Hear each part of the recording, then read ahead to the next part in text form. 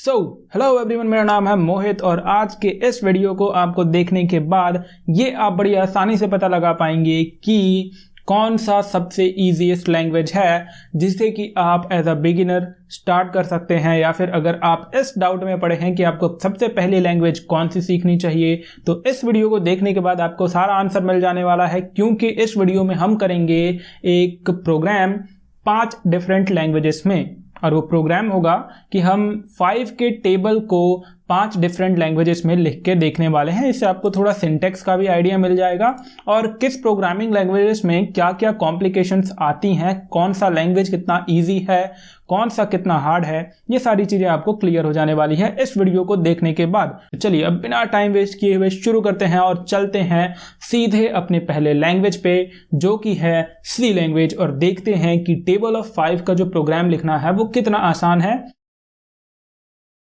तो जब भी आप सी का कोई सा भी प्रोग्राम लिखते हैं तो वहां पर आपको लिखना पड़ता है हैश इंक्लूड, और ये एक हमारी हेडर फाइल यहाँ पर होती है और ये होता है हमारा stdio.h, ठीक, यानी कि std का मतलब है स्टैंडर्ड इनपुट आउटपुट। ओके, तो ये आपको हर प्रोग्राम में लिखना जरूरी होता है। इसके बाद आप डिफाइन करते हैं एक फंक्शन, मेन फंक्शन, ठीक। तो चलिए उसको भी डिफाइन कर देते हैं इंट मेन करके।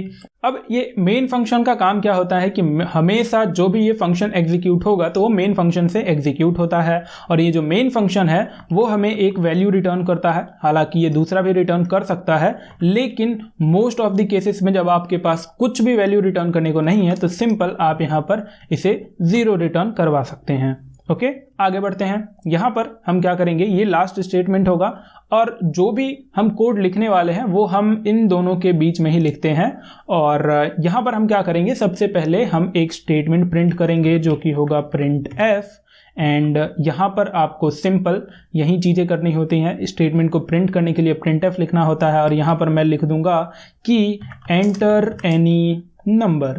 Okay, enter any number, and इस जो भी स्टेटमेंट आप लिखते हैं उसे आपको सेमीकोलन से क्लोज करना पड़ता है। एंड आपको यहाँ पर हमें एक नंबर को इनपुट लेना होगा।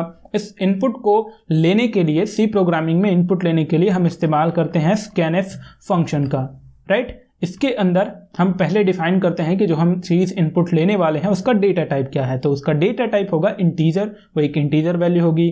और सी में जो इंटीजर का फॉर्मेट स्पेसिफायर है वो होता है %d।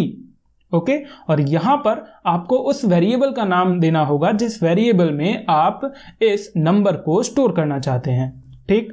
तो उस वेरिएबल को चलिए नाम दे देते हैं नम, लेकिन नम हमने डिफाइन नहीं किया है, हम आगे इसे अभी यहाँ पर मैं आपको डिफाइन करके दिखाता हूँ। तो चलिए इसे यहाँ पर हम डिफाइन कर लेते हैं, और ये हमारा होगा इंट, और ये यहाँ पर मैं दे देता हूँ इसे नम। ओके, और जब हम स्कैनएफ फंक्शन का इस्तेमाल करते हैं इनपुट लेने के लिए, तो हम किस वेरिएबल में इस इनपुट को स्टोर करने वाले हैं उसका हमें एड्रेस देना पड़ता है। तो एड्रेस देने के लिए सिंपल हम $साइन का यूज करते हैं, राइट। इसको भी हमने यहाँ पर क्लोज किया, एंड अब हम यहाँ पर लूप्स का इस्तेमाल करने वाले हैं, क्योंकि ऑब्वियस सी बात है आगे जैसे जैसे आप बढ़ेंगे वहाँ पर आपको क्लियर हो जाएगा और ये भी आपको पता चलेगा कि क्यों हम लूप्स का इस्तेमाल करते हैं और क्यों हम करेंगे। चलिए मैं यहाँ पर वाइल लूप का इस्तेमाल कर लूँगा, ठीक, और इसके अंदर मैं लिख दूंगा कि वाइल एक वेरिएबल क्रिएट कर लेता हूँ i, जो कि लेस देन होगा 11 के, लेकिन अब ये i भी हमने डिफाइन नहीं किया है। तो चलिए इसको साथ ही मैं यहाँ पर इंट i करके एक वैल्यू डिफाइन कर देता हूँ, i = 1। इसको मैंने क्लोज किया, एंड ये जो i की वैल्यू है वो जब तक 11 से कम होगी तब तक ये वाइल लूप जो है वो एग्जीक्यूट होगा। तो ये वाइल का जो हमारा कंडीशन हो गया। अब इसके अंदर हम एक स्टेटमेंट प्रिंट कर देंगे कि प्रिंट एफ, और यहाँ पर लेट्स से कि जो हम नंबर इनपुट करने वाले हैं वो हमारा आ जाता है क्या, 5। तो हम टेबल 5 का लिखने वाले हैं, तो 5 क्रॉस यानी कि 5 × 1 = 5 ऐसे ही लिखते हैं, ठीक। तो उस नंबर को चलिए देंगे हम %d, फिर इनटू, फिर उसके बाद देंगे %d, फिर उसके बाद देंगे इक्वल्स टू, और फिर उसके बाद हम देंगे एक और %d। अब इन %d का मतलब क्या है, %d, पहले %d का मतलब है कि यहाँ पर जो भी नंबर यूजर इनपुट करने वाला है। ओके, दूसरे का मतलब है जो भी ये हमारी i की वैल्यू होगी वो यहाँ पर प्रिंट होगी, और इस %d का मतलब है रिजल्ट, यानी कि 5 × 1 = 5। ओके, तो आप जब भी कुछ इस टाइप का देंगे, ठीक, जो भी वैल्यूज आप यहाँ पर प्रिंट करना चाहते हैं, परसेंटेज डी की जगह वो आपको यहाँ पर असाइन करनी होती है कॉरेस्पॉन्डिंग वैल्यूज को। तो जो पहला हमारा परसेंटेज डी है वो है हमारा यहाँ पर क्या, नम। ओके, जो हमारा दूसरा परसेंटेज डी है ये वाला, वो है हमारा ये आई वाला वैल्यू जो कि लेस देन 11 है। ओके, तो हमने उसको यहाँ पर आई दिया। एंड जो तीसरा ये परसेंटेज डी है वो हमारा रिजल्ट है, तो वो रिजल्ट क्या है, वो है हमारा नम इनटू आई।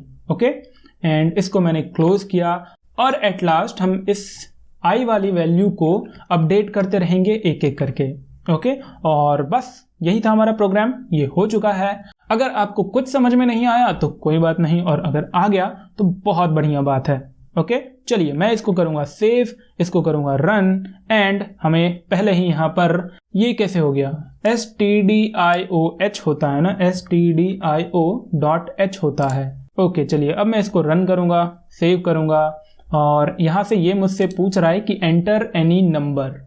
मैंने इसको दिया 5, और ये देख सकते हैं आप यहाँ पर 5 × 5, 5 × 2, लेकिन चलिए इसको थोड़ा अलाइन कर देते हैं सही जगह पे, और यहाँ पर मैं एक बैकवर्ड /n लगा दूंगा जिससे कि ये एक एस्केप सीक्वेंस होता है, तो जो भी आउटपुट होता है वो अगली वाले लाइन में प्रिंट हो जाती है। अब ये मुझसे यहाँ पर मांग रहा है इनपुट, मैंने दिया 5 एंड बूम, ये रहा हमारा आउटपुट जो कि हमें चाहिए था।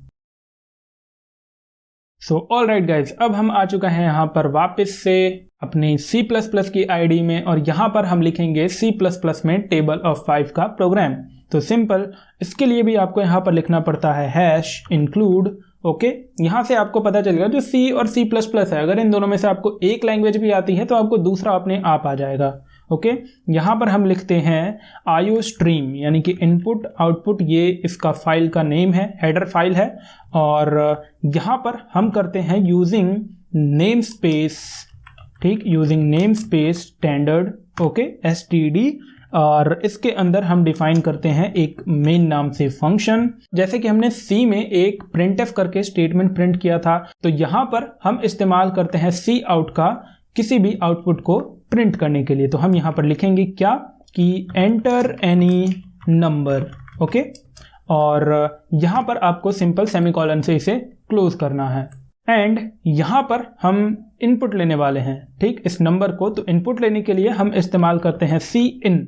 ओके, और इसके लिए हम इस एंगुलर ब्रैकेट का इस्तेमाल करते हैं, और यहाँ पर हम उस वेरिएबल का नाम देंगे जिस वेरिएबल में हम अपने इस इनपुट को स्टोर करना चाहते हैं। तो वो है हमारा क्या, यहाँ पर नम। अब नम तो हमने डिफाइन किया नहीं है, तो चलिए उसको डिफाइन कर देते हैं, और यहाँ पर मैं कर दूंगा इंट नम, और इसके बाद हम करेंगे एक फॉर लूप का इस्तेमाल, ठीक।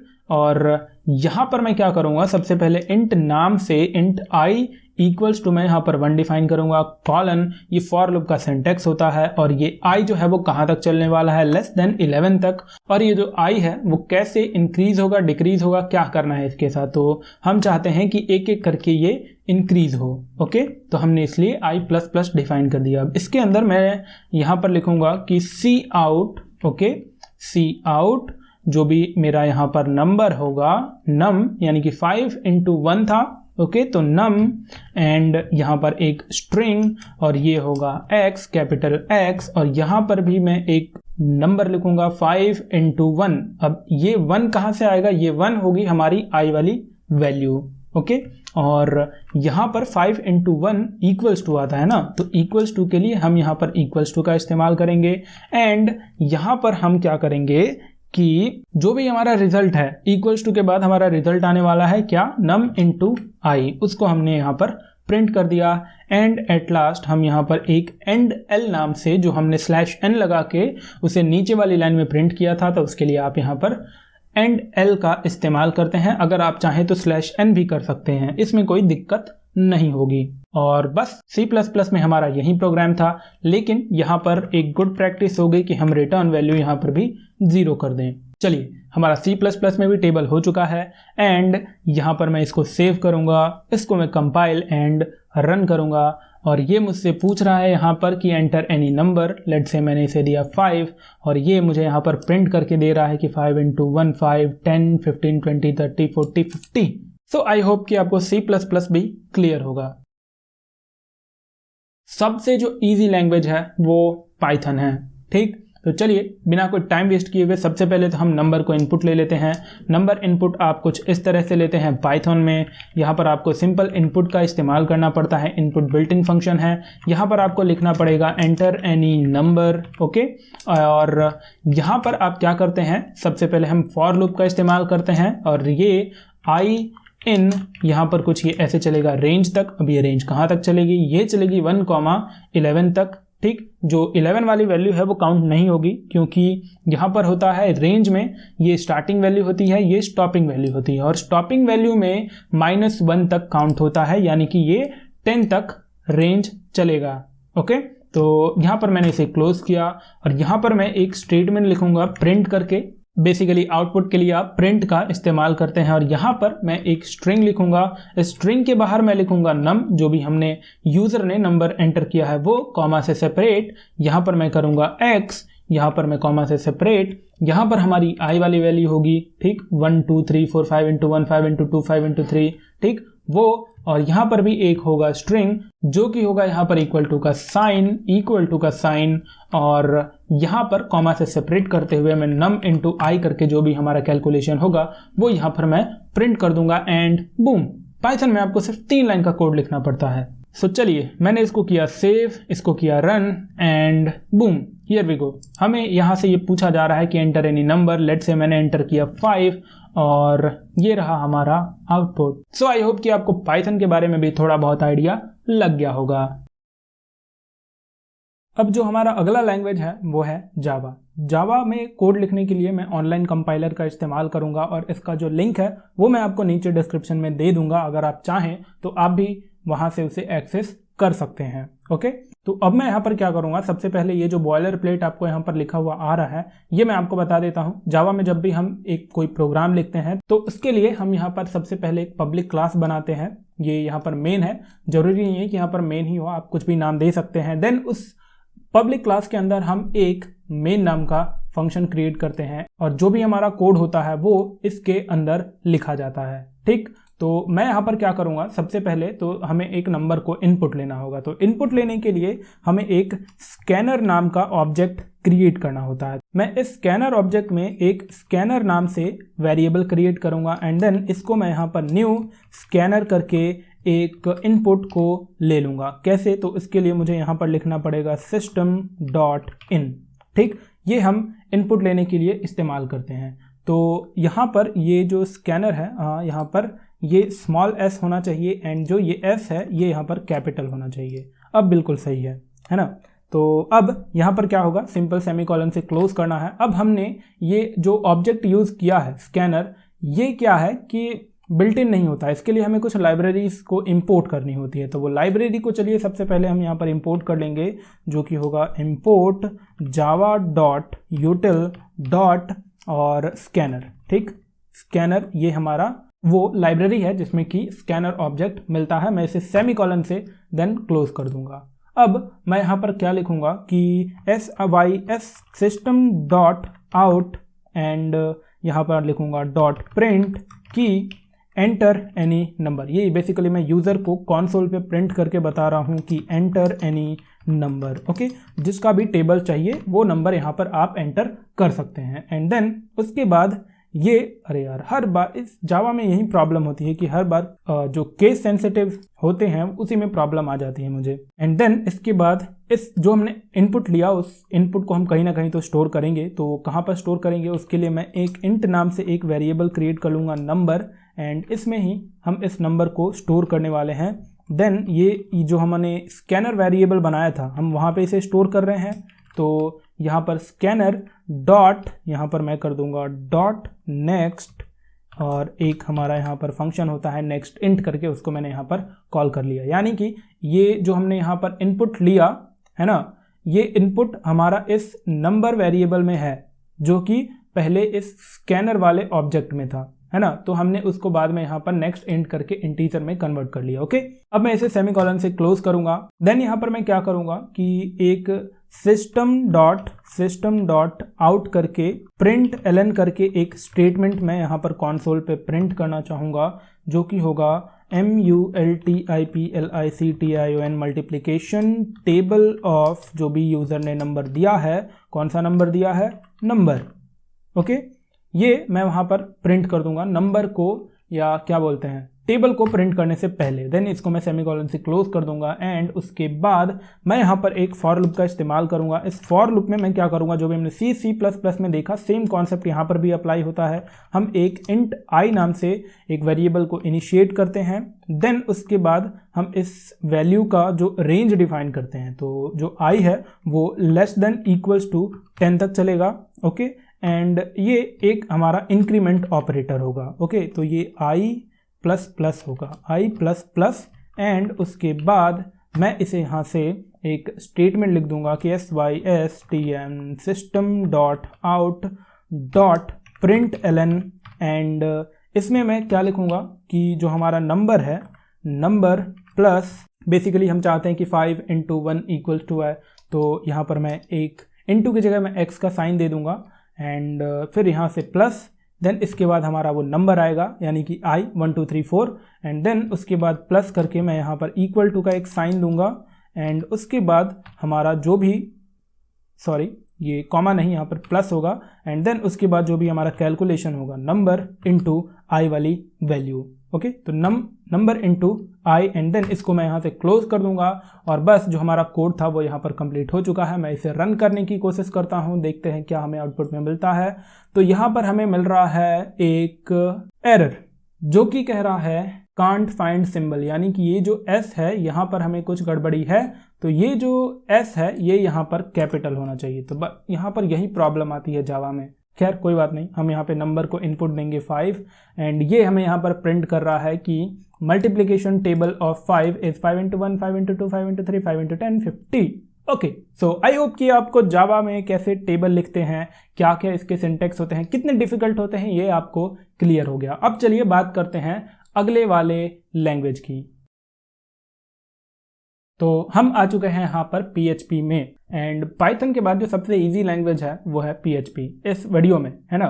तो यहाँ पर मैं क्या करूँगा कि PHP में सबसे पहले हम क्या करते हैं कि एक वेरिएबल क्रिएट करेंगे। वेरिएबल क्रिएट हम करते हैं डॉलर का साइन इस्तेमाल करके। क्या हुआ, ओके, सो यहाँ पर मैं डॉलर का साइन इस्तेमाल करूँगा, n नाम से एक वेरिएबल क्रिएट करूँगा, एंड इसके अंदर हम नंबर को इनपुट लेने के लिए रीड लाइन फंक्शन का इस्तेमाल करते हैं, रीड लाइन, एंड देन इसके अंदर मैं लिख दूंगा कि enter any number. Okay, enter any number जो कि जिसका आपको टेबल प्रिंट करवाना है। देन मैं यहाँ पर सेमीकोलन को ऐड कर दूंगा। तो यहाँ पर हम फॉर लूप का इस्तेमाल करने वाले हैं, तो उसके लिए मैं यहाँ पर लिखूंगा फॉर, एंड देन उसके बाद मैं एक वेरिएबल को इनिशियलाइज करूंगा। तो ये जो हमारा वेरिएबल है वो होगा $i, जिसकी वैल्यू स्टार्टिंग में 1 होगी।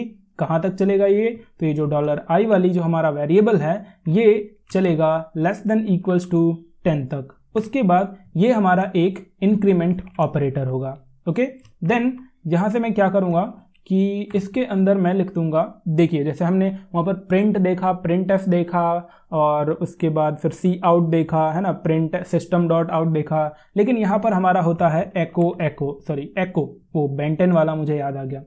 एको जो $n वाली वैल्यू है वो जो भी यूज़र ने इनपुट करी होगी वो कॉमा से सेपरेट, देन इसके बाद मैं यहाँ पर इनटू, ठीक, इनटू का साइन, देन फिर कॉमा से सेपरेट, देन जो हमारा ये i वाला वेरिएबल है, $i वाला वेरिएबल, एंड देन उसके बाद कॉमा से सेपरेट, देन उसके बाद यहाँ पर इक्वल टू का साइन, एंड देन उसके बाद जो भी ये हमारा क्या बोलते हैं कैलकुलेशन था, 5 × 1 5 × 2 5 × 3 जो भी नंबर हो। ओके, सो यहाँ पर मैं करूँगा कि जो $n है इनटू $i, बस ये, इसे मैं यहाँ पर सेमीकोलन से क्लोज कर देता हूँ। देन चलिए मैंने इसको सेव किया, रन करते हैं एंड देखते हैं कि क्या हमें आउटपुट मिल रहा है। तो बिल्कुल ये तो एग्जीक्यूट होने से पहले ही ख़त्म हो गया, सिंटैक्स एरर अनएक्सपेक्टेड ++। ओके, तो ये हमने यहाँ पर डॉलर नहीं लगाया यार, डॉलर कैसे भूल गए हम। वेरिएबल जब भी हम क्रिएट करते हैं PHP में तो डॉलर बहुत ज़रूरी है, क्योंकि PHP सिर्फ डॉलर्स में खेलता है। ओके, एंड यहाँ पर ये हमसे पूछ रहा है enter any number, let's say मैं यहाँ पर इसे दे देता हूँ 7 एंड ये मुझे रिटर्न कर रहा है 7 × 1 7 × 7। ये काफ़ी मतलब बिल्कुल अजीब सा हो गया, तो मैं यहाँ पर एक /n भी ऐड कर देता हूँ कॉमा, और ये हो जाएगा /n। एंड अब मैं इसको अगर एग्जीक्यूट करता हूँ तो चलिए एग्जीक्यूट तो होगा 7 एंड बिल्कुल सही, बिल्कुल शानदार तरीके से यहाँ पर ये हमें जो हमारा टेबल था वो मिल चुका है। तो आई होप कि आपको पांचों लैंग्वेजेस क्लियर होंगे और आपको बिल्कुल ही आइडिया आ गया होगा कि कौन सा लैंग्वेज कितना इजी है और कौन सा कितना टफ। बेसिकली कोई भी लैंग्वेज जो है वो डिफ़िकल्ट नहीं होता, बस आपके अगर लॉजिक्स क्लियर हैं और आप लॉजिक बिल्डिंग अच्छा कर लेते हैं तो आपको सिर्फ लैंग्वेज का सिंटैक्स सीखना है ना, बाकी सब आप खुद कर सकते हैं। नीचे कमेंट करके बताइए कि आपको सबसे बढ़िया और इजी लैंग्वेज कौन सा लगा। अगर आपको वीडियो पसंद आई है तो लाइक कर दीजिएगा, जाते जाते चैनल को सब्सक्राइब कर दीजिएगा ऐसे ही ढेर सारी प्रोग्रामिंग वीडियोस के लिए। और आज के वीडियो में बस इतना ही, अब मिलते हैं अगले वीडियो में, तब तक के लिए keep coding, happy learning, good bye.